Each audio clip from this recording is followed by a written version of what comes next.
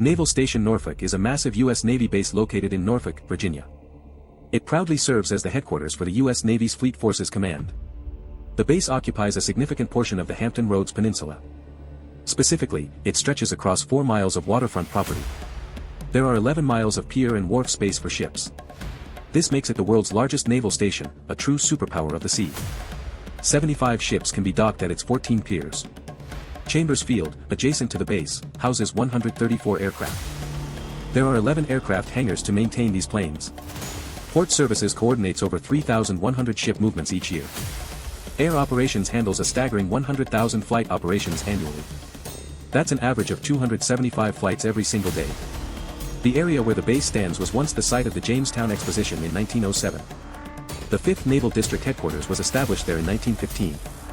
The U.S. government purchased the land in 1917 for $1.6 million. The base was created to serve as a large operations center during World War I. A seaplane airfield was established in October 1917. That airfield eventually became Naval Air Station Hampton Roads. By 1918, the base housed 34,000 enlisted men, a massive buildup.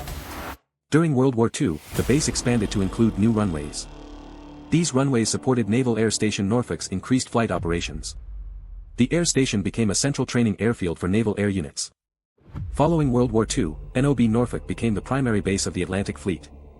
In 1953, the base was officially renamed Naval Station Norfolk, cementing its place in history.